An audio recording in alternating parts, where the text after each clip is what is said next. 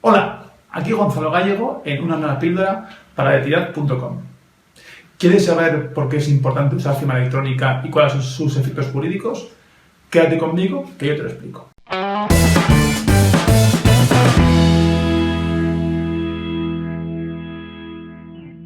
Piénsalo, cuando en el mundo, digamos, tradicional o no digital, deseamos que alguien se comprometa a llevar a cabo determinada actuación y queremos tener una prueba de que tal compromiso ha existido, ¿qué hacemos? Le pedimos que lo firme en un papel escrito y no con lápiz precisamente. ¿Por qué hacemos esto? Bien, porque un documento escrito y firmado nos proporciona dos extremos, dos garantías que son fundamentales desde el punto de vista jurídico, en particular a efectos probatorios. ¿Cuáles son? En primer lugar, tenemos la integridad. ¿Qué quiere decir? Quiere decir que aquel documento, el escrito de ese documento, es un reflejo de aquello que la persona escribió. Esto es, que no ha sido alterado. ¿Y por qué obtenemos esta garantía mediante un documento escrito? Pues bien, porque el papel y la tinta unida tiene una serie de características tales que si ese texto es alterado, es posible demostrar que tal alteración se ha producido. De forma tal que un perito, en caso de duda, en caso de que alguien en un juicio, por ejemplo, o un arbitraje, diga que ese texto no refleja lo que se comprometió a llevar a cabo, pues puede el perito demostrar que el texto no ha sido alterado, que ese texto es el original y en consecuencia refleja justamente aquello que la persona se comprometió a hacer. El segundo extremo es la identidad. ¿Qué quiere decir? Quiere decir que ese texto que refleja el compromiso ha sido suscrito por una persona concreta, única. Solo esa persona pudo comprometerse a llevar a cabo tal actuación. En definitiva, solamente esa persona pudo hacer esa firma que está plasmada junto al texto en el mismo papel. ¿Por qué? Porque en la firma hológrafa o manuscrita reflejamos aspectos de nuestra personalidad que solo a nosotros nos pertenecen. Solo nosotros somos capaces de hacer una firma exactamente igual que la que hemos plasmado en el papel. La firma contiene muchos elementos que no son propios, nuestra personalidad, nuestro estado de ánimo, la velocidad con la que escribimos, la inclinación de la mano, la presión del bolígrafo en el papel, etc. Que un perito, grafólogo o calígrafo es capaz de demostrar que pertenece a un individuo concreto, creando en consecuencia lo que se denomina el vínculo del brazo. Esto es una relación única y unívoca entre ese papel firmado y el individuo concreto. Si unimos integridad a identidad, obtenemos lo que se denomina situación de no repudio. ¿Qué quiere decir? Que aquella persona que ha firmado ese documento no puede rechazar haberlo firmado, no puede rechazar que esa manifestación de voluntad no es la suya. Y en consecuencia, desde el punto de vista probatorio, tenemos una capacidad de demostrar que esa persona se comprometió a llevar a cabo determinada actuación que en un momento dado le exigimos, asumiendo que esa persona no quiera cumplirla. Sin embargo, ¿qué ocurre en el mundo electrónico? Bien, en el mundo electrónico o digital también se emiten declaraciones de voluntad. Por ejemplo, puede ser que hagamos un pedido mandando un correo electrónico, que nos comprometamos a llevar a cabo según qué actuación también por correo electrónico, en una página web haciendo un clic en pantalla, etc. Realmente manifestamos la voluntad en muchas ocasiones en el entorno digital, de Internet, etc. Sin embargo, ¿qué ocurre a efectos jurídicos? Pues bien, si cogemos, por ejemplo, un correo electrónico o cualquier otro documento electrónico, pues observamos que, en primer lugar, el texto que ahí se introduce es fácilmente editable, sin que quede rastro. Yo puedo recibir un correo electrónico de una persona y puedo, simplemente editándolo, modificar el texto y obtener un documento electrónico totalmente distinto, sin que quede rastro alguno. En definitiva, un documento electrónico no es prueba de integridad. ¿Qué pasa con la identidad? Bien, en los documentos electrónicos también manifestamos nuestra identidad o intentamos manifestarla. Por ejemplo, en un correo electrónico lo podemos firmar. O incluso podemos llegar hasta más lejos y podemos hasta escanear como una imagen nuestra firma hológrafa y pegarla en el propio documento. Bien, esto tampoco garantiza la identidad. ¿Por qué? Porque, hombre, el nombre y los apellidos que pongamos en un correo electrónico, cualquier persona puede ponerlos. No hay ningún elemento único de la personalidad que se refleje en ese texto escrito. Y por otro lado, la firma manuscrita, aunque decíamos que sí que es cierto que refleja nuestra personalidad y es única, lo cierto es que cuando está escaneada como una imagen, pues ese vínculo del brazo que antes comentábamos desaparece. ¿Por qué? Porque cualquier persona puede escanear la firma y pegarla como imagen en cualquier clase de documento. Es decir, no existe una prueba directa de que únicamente esa persona era la que ha podido suscribir tal documento electrónico. Al no tener integridad y no tener identidad, nos encontramos ante una situación arriesgada desde el punto de vista jurídico, que es una situación de repudio. Esto es, lo que está en el documento electrónico plasmado es difícil que podamos vincularlo con una persona que niegue haber enviado. Quizá podamos obtener otras pruebas accesorias que nos permitan crear tal vínculo, pero al menos crear esa situación de vínculo es complicado y genera riesgos que hay que evitar. Y para evitar estos riesgos es para lo que surge la firma electrónica. La firma electrónica realmente es un concepto técnico y desde esta perspectiva se denomina firma electrónica a cualquier procedimiento destinado a manifestar la identidad de una persona en lo que respecta a un documento electrónico. En este contexto, la firma electrónica no va unida a lo que es un concepto de seguridad jurídica, no va unida a una solidez jurídica necesaria. Es puramente un elemento técnico, sin perjuicio de que después la legislación haya dotado a determinado tipo de firmas electrónicas de ciertos efectos jurídicos. Estas cuestiones jurídicas, esta cuestión acerca de cómo la legislación atribuye efectos jurídicos a los distintos tipos de firma, será objeto de otro vídeo que publicaré próximamente. Bien, desde el punto de vista técnico, como he dicho, la firma electrónica pues es un concepto amplio. Cualquier forma de intentar manifestar la identidad respecto a un documento electrónico puede ser llamado firma electrónica, incluyendo el que antes comentábamos de introducir nuestro nombre y apellidos en un correo electrónico, por más que sea un procedimiento poco sólido desde el punto de vista jurídico. Aquí, en cambio, me voy a referir al elemento técnico de firma electrónica que constituye quizás la base de la firma electrónica segura, de aquella firma electrónica que después la legislación ha bendecido. Esta firma electrónica es la que se basa en dos elementos. Uno que son la criptografía asimétrica, que ahora comentaré lo que es, y otro elemento que se denominan funciones hash. El sistema de cifrado asimétrico sirve para garantizar la identidad y las funciones hash se emplean para garantizar la integridad. Y ambos dos se combinan posteriormente formando la firma electrónica. Bien, ¿qué es la criptografía asimétrica? La criptografía asimétrica es un tipo de cifrado donde existen dos claves. Cada persona que interviene en el sistema de cifrado tiene dos claves, una privada y una pública. La clave privada y la clave pública tienen una serie de propiedades que están emparejadas, de forma tal que aquello que ciframos con la clave privada solamente se puede descifrar con la pública. Y a la inversa, aquello que ciframos con la clave pública solo se puede descifrar con la privada. Este sistema de cifrado asimétrico se contrapone al cifrado simétrico, que consiste en una sola clave que se emplea para cifrar y descifrar. Bien, ¿cómo operan estas claves asimétricas en el contexto de la garantía de identidad? Pues bien, cuando una persona quiere firmar un documento y dejar constancia de su identidad, lo que hace simplemente es lo cifra con su clave privada y lo remite a la persona destinataria de ese documento. Esa persona que es conocedora de la clave pública del individuo A intenta descifrar el documento con la clave pública que tiene. Si ese cifrado es posible, es porque fue cifrado con una clave que solamente una persona conoce, que es A, y en consecuencia tiene un indicio, por lo menos, de que ha sido A quien ha firmado ese documento o que lo ha cifrado. Digo indicio, pues como después veremos, este sistema tiene una carencia que se intenta suplir con los certificados de firma que comentaréis seguidamente lo que son. Bien, con lo cual, mediante las claves privada y pública y criptografía simétrica, logramos obtener una prueba indiciaria de identidad. ¿Qué pasa con la integridad? Bien, para garantizar la integridad se utilizan lo que llamamos funciones hash. ¿Qué es una función hash? Bueno, una función hash es un tipo de algoritmo de cifrado un poco particular porque no tiene claves. No tiene claves y además aquello que se cifra o que se genera a partir de aplicar un algoritmo hash es indescifrable. Son funciones de una única dirección. Esto es, lo que se crea aplicando un algoritmo hash no se puede descifrar, no se puede ir para atrás.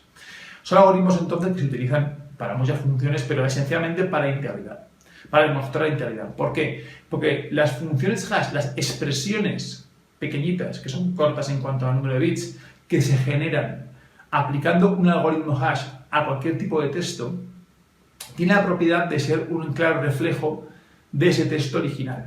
De forma tal que si cogemos un texto, generamos una función hash, cogemos el mismo texto y lo modificamos en una pequeña letra, en una pequeña coma, y aplicamos el mismo algoritmo hash, las funciones hash que obtendremos serán muy distintas. Es decir, las funciones hash incrementan de forma exponencial la apreciación de diferencias entre los dos documentos. Y eso, evidentemente, nos viene fantásticamente bien para poder demostrar la integridad. ¿Y cómo lo hacemos? Pues el documento que queremos firmar, lo que hacemos es le aplicamos la función hash. Y esa función hash se la hacemos llegar al destinatario. El destinatario del mensaje lo que hace es vuelve a aplicar el algoritmo hash sobre el texto que ha recibido, compara las funciones hash A y B, y si ambas funciones hash son iguales, quiere decir que el texto no ha sido alterado en ningún caso. Hemos dicho que el algoritmo hash no tiene claves, con lo cual no existe ningún problema para el destinatario en aplicar el algoritmo hash al texto recibido. Bien, así tenemos la prueba de integridad de ese texto. Sin embargo, en el caso que nos ocupa, necesitamos unir esa identidad y esa integridad. Fijaos que en el papel eso aparece unido.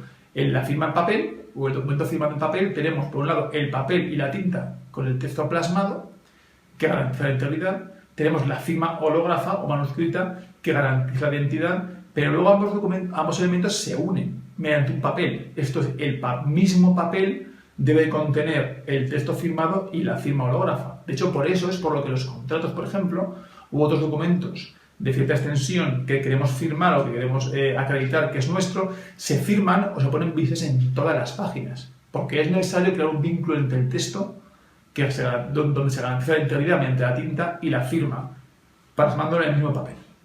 Aquí, en el mundo electrónico, pues de momento no tenemos ese vínculo. Tenemos, por un lado, el firmado asimétrico, que garantiza la identidad, y por otro tenemos una función hash que garantiza la integridad. Bien, ¿cómo unimos ambas cosas? Pues fácilmente. Lo que vamos a cifrar con la clave privada que antes comentaba no es el texto completo, va a ser únicamente el hash. Bien, si yo cojo el hash, si yo cojo un documento electrónico que quiero firmar, le aplico la función hash, obtengo ese hash, y después cifro ese hash con la firma privada, con la clave privada, y se lo remito al destinatario, el destinatario al recibirlo lo que hace es coge esa expresión cifrada con la clave privada, intenta descifrarlo con la clave pública. Si logra hacerlo, es que solamente A, o sea, el emisor A, que es el poseedor del secreto sobre la clave privada, lo cifró, y después esa función hash aplica el algoritmo hash al texto que ha recibido, compara las funciones hash, y si también son iguales, tiene la prueba de integridad. Con lo cual, identidad e integridad acaban solapados en una única expresión, que es la función hash cifrada con la clave privada, que en definitiva es justamente la firma electrónica que introducimos en el documento electrónico. Si habéis visto algún documento electrónico, por ejemplo, creado con PGP, con el programa PGP, pues verás que el texto está en claro, el texto lo puedes ver perfectamente, el texto que mandas no es confidencial, no se oculta, no está ensobrado, que se llama, está totalmente en claro, se puede ver. Y después abajo aparece una expresión donde pone inicio de la firma PGP o cualquier otra expresión, donde se ve un pequeño texto que no se entiende evidentemente. Justamente eso es el hash cifrado, ¿vale? Es una expresión que contiene precisamente la firma digital o la firma electrónica. Sin embargo, esta firma digital no es todo lo segura a efectos jurídicos que podríamos imaginarnos. Recordaréis que hace un momento os he dicho que mediante el cifrado con clave asimétrica teníamos un indicio de identidad, pero realmente no tenemos una prueba completa acerca de quién es la persona que firma el documento electrónicamente. ¿Por qué? Porque en un mundo abierto, donde recibimos mensajes de muchas personas que no conocemos, tenemos que ser capaces de vincular ese secreto de la clave privada con un individuo determinado. Quiero decir, el destinatario del mensaje firmado electrónicamente va a tener que demostrar en un momento dado que en concreto A, la persona A, era la que tenía el secreto de la clave privada y que no era B quien tenía ese secreto. Básicamente, en un mundo electrónico abierto, una persona puede ocupar la personalidad de otra. Es decir, yo puedo, por ejemplo, yo que soy Gonzalo Gallego, puedo aparentar ser Luis García Martínez, decirle al destinatario que soy Luis García Martínez, utilizar mi clave privada de Gonzalo Gallego para cifrar un documento y que él crea que lo ha firmado Luis García Martínez. Porque él crea que la clave pública, que se corresponde con esa clave privada, no es la de Gonzalo Gallego, sino que es de Luis García Martínez. En definitiva, tenemos que crear una relación unívoca entre esa clave privada que no conocemos y esa clave pública que sí conocemos y que se vincula con la clave privada y un individuo concreto con nombres y apellidos. En definitiva, eso necesitaremos para poder demostrar ante un juez que determinada firma ha sido creada por alguien específico, alguien concreto con nombres y apellidos. Bien, ¿cómo logramos este efecto? ¿Cómo logramos esta vinculación entre los pares de claves, en particular la clave pública, que es la que conocemos como destinatarios del mensaje, y la persona concreta? Bien, a través de lo que se denomina certificados de firma. ¿Qué es un certificado de firma? Un certificado de firma es un documento electrónico, en realidad, que contiene diferente información acerca del emisor. O sea, existen estándares para esto. Existe un estándar famoso que se denomina X509 versión 3 con diferente contenido. Os pondré por aquí abajo un enlace para que tengáis más información acerca de este certificado. Pero el certificado tiene una estructura donde se incluye el nombre del firmante o del suscriptor del certificado.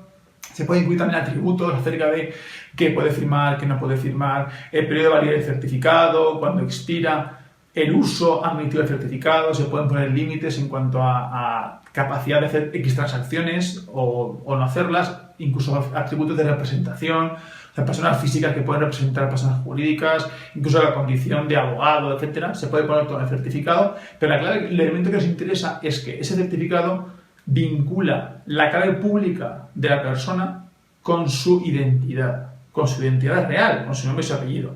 Y ese documento electrónico que es firmado o que vincula la clave pública con la identidad es firmado por la entidad certificadora, que ha acreditado, que ha visto con sus ojos, que puede demostrar que ese individuo ha creado o es poseedor de la clave privada que está emparejada con la clave pública.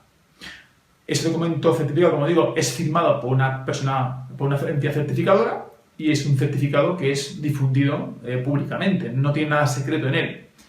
Básicamente, cuando la persona que recibe un documento firmado electrónicamente quiere verificarlo, lo que hace es obtener el documento electrónico firmado electrónicamente, obtiene el certificado de firma, el certificado del firmante, que se le puede remitir el mismo firmante, verifica realmente que el certificado es correcto, básicamente validando la firma electrónica de la persona, de la entidad de certificación, a través de la clave pública de la entidad de certificación. Una vez que valida que es correcto, observa y obtiene desde ese certificado la clave pública del supuesto firmante, descifra la firma electrónica, con lo cual, si se puede descifrar, es que solamente el firmante poseedor del secreto, que es aquel que consta en el certificado, es quien firmó, con lo cual tiene una prueba irrefutable de identidad. Después obtiene el hash, procede a aplicar el algoritmo hash sobre el documento que ha recibido, los compara y si son iguales, pues también tiene una prueba de integridad. En definitiva, la firma electrónica, tal y como se entiende hoy en día a nivel técnico-jurídico, se compone de tres patas básicas, como he dicho. Uno, pares de claves privadas y públicas sobre cifrado asimétrico para garantizar la identidad. Dos, funciones hash para garantizar la integridad. Y tres, certificados de firma emitidos por autoridades certificantes para garantizar el vínculo entre la clave pública supuestamente perteneciente al firmante y la persona concreta que realmente es vinculado o entendemos que se vincula con la firma electrónica. Este es el esquema de firma electrónica que, como digo, se recoge en la legislación que comentaremos en otro vídeo. Si queréis ver un poco más cómo funciona esto en la práctica, pues podéis ver simplemente el esquema del DNI electrónico. El DNI electrónico contiene un certificado de firma, como el que os he comentado, que vincula nuestra clave pública con nosotros mismos. Y bueno, es básicamente el esquema de firma electrónica que se utiliza para firmar documentos entre la administración pública o incluso bancos, etcétera, usando el DNI electrónico, es el que os he comentado. Es también, como os he dicho, el sistema que es adoptado por la legislación de firma electrónica. Por más que esa legislación parta del principio de neutralidad tecnológica, lo cierto es que, como veremos en su momento, no es una legislación tan imparcial como podría ser y se basa también en esta legislación con certificados asimétricos. Con claves públicas, claves privadas, cifrado asimétrico, funciones hash y certificados de firma emitidos por entidades certificantes. Bien, espero que esto os haya aclarado algunas dudas que podáis tener acerca de qué es una firma electrónica, cuál es la necesidad jurídica de la firma electrónica, por qué hay que firmar documentos electrónicamente Y bueno, si os parece interesante, no dudéis en acceder al videoblog de tirar.com. Os podéis también suscribir a mi canal de YouTube y nos vemos pronto. Adiós.